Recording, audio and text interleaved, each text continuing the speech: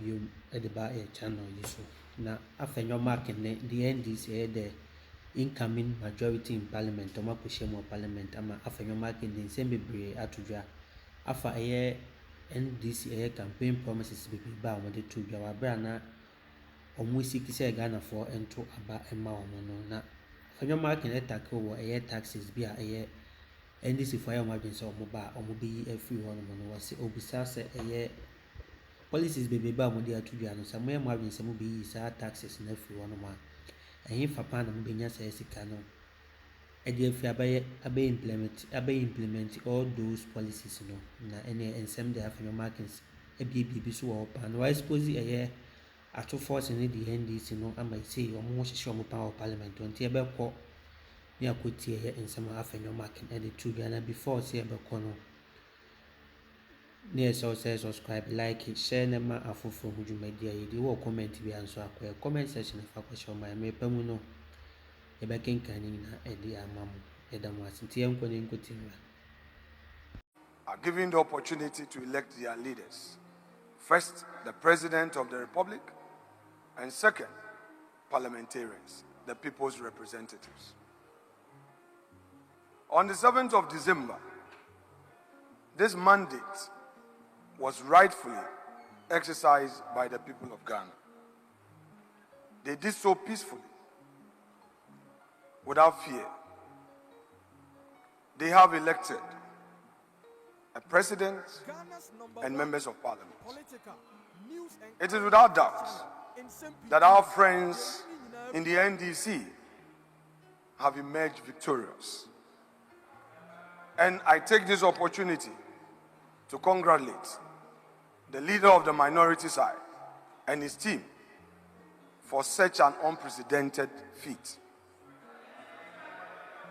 I also congratulate His Excellency President John Dramani Mahama on his election.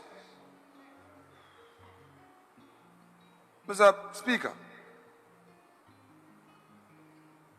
Dr. Mahamudu Bawumia did something very unprecedented.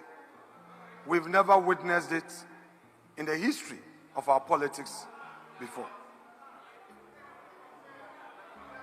Relying on his own internal coalition,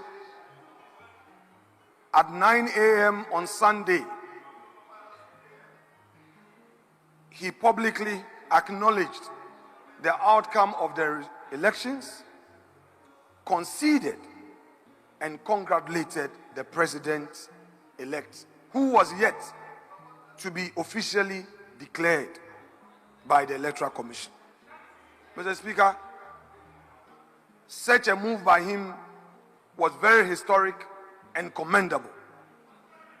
Today, we are here because of that singular action.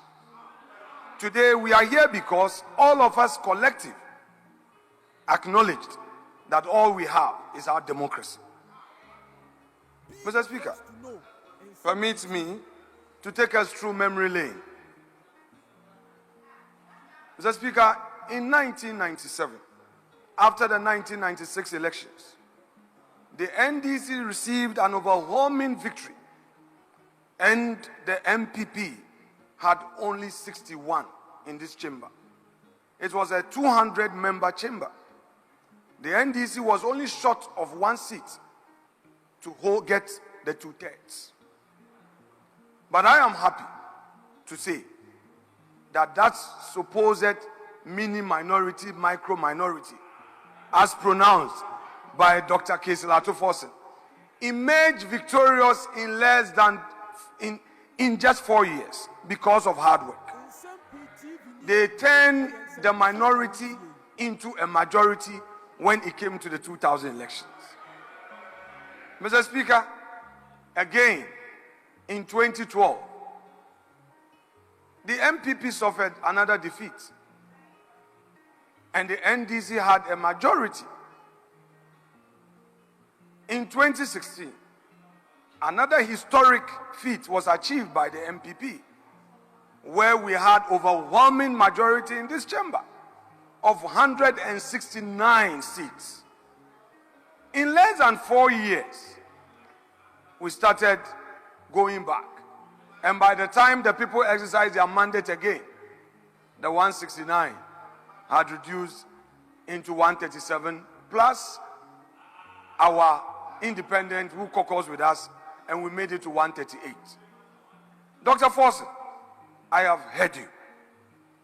You have overwhelming majority. But that majority will start reducing from the 8th of January. And I know that come 2028, we will be in the majority. Mr. Speaker, already we are experiencing some encircling gloom. This darkness we are seeing, and looking at your posture, we know that you have promised a lean government. You say less than 40 ministers. And you, the MPs, yes. Mr. Speaker, I know they can't take it. Now that we are coming into minority, be prepared. Be prepared. You see you can't take it. You see you can't take it.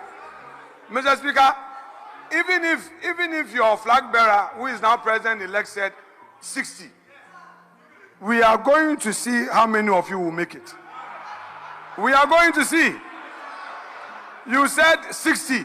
60 ministers and deputy ministers, all inclusive 60. Mr. Speaker, we are going to see how you are going to protect the public purse. We hear from Honorable Sh0ck that you cannot implement the free SHS. We await the outcome of your policies. Mr. Speaker, we are aware that this incoming government is going to implement this Nkukon Kitinkiti policy. The Nkukon Kitinkiti is a social intervention program. We are going to welcome it. But you say you are going to reduce taxes. You are going to repeal the betting tax, the e-levy. You are going to repeal all these taxes. You are going to reduce the taxes at the port. We wonder where you get the money to implement the Nkukon Kitinkiti. We are waiting. Mr. Speaker, these are on a lighter note. But Mr. Speaker, clearly, this is a time for us to reflect, particularly those of us getting into opposition. Indeed, no party can run a perfect government in this country. When you get into government, whilst you are happy to implement your policies, you are likely to make some mistakes. We concede that some mistakes were made. We concede that we couldn't have done everything perfect. The people have spoken. We've accepted it. But, Mr. Speaker, that if they decide... Honorable Speaker, I'm grateful for the opportunity to make a statement to welcome your good self, leadership, and all honorable members of Parliament back to this august house. Mr. Speaker, I would like to congratulate all members who were re-elected in the just ended parliamentary elections. Right Honorable Speaker, again to our colleagues who unfortunately will not be part of the next parliament, I wish them well in their future endeavors. Mr. Speaker, I would like to profoundly thank the good people of Ghana for the emphatic decision in the December 7th presidential and parliamentary elections. At this point, Mr. Speaker, it is finished. Right Honorable Speaker, I would like to thank the people of Ghana for electing His Excellency John Dramani Mahama as the next President of the Republic of Ghana. The people of Ghana have once again shown that they can rise to the occasion when it matters the most. May I, at this point, acknowledge the hard work of our present 137 NDC members of Parliament for their dedication to duty, which has resulted in the unprecedented number of MPs elect for the NDC party. Mr. Speaker, I'm proud to announce that we were able to snatch over 50 parliamentary seats from our colleagues at the divide. We took more than 50 parliamentary seats from the ruling NPP party. Mr. Speaker, we have clearly shown that it is possible to reduce the NPP majority to Nkokwan Katenkate.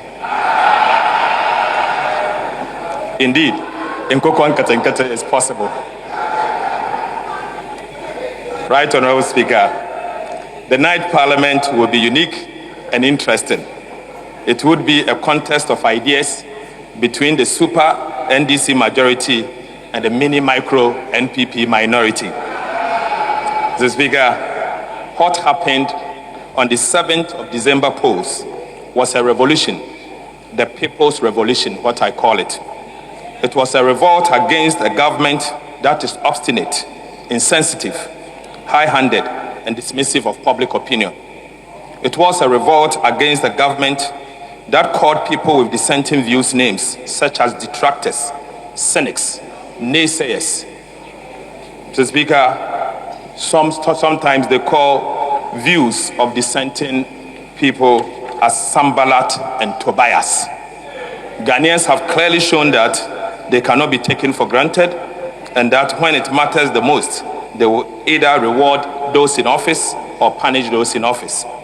Right, Honorable Speaker, it is obvious that NPP has been punished for its poor governance, economic mismanagement, obstinacy, greed, state capture, arrogance of power, impunity, disrespect, lawlessness, and persecution of political opponents. Mr. Speaker, the lesson is that what happened to the NPP and the outgoing government is that the political class cannot and should not take the people of Ghana for granted. This calls for introspection on the part of the political class. It is also a call for deep soul searching on the part of those in leadership whose voices ought to have been heard when government engages in acts of impunity, lawlessness, and destruction. To my cherished NDC political party and the incoming government, may we never become like the Akufo-Addo Bawumia government. Right, Honorable Speaker, we have to be different. We cannot be like the NPP government. We may be guided by the principles of integrity, probity, and accountability. Mr. Speaker, the time has come for us to do right by the people of Ghana at all times and to champion people-centered policies that genuinely benefit the voter and the ordinary Ghanaian, not the political class and its cronies. Right, Honorable Speaker.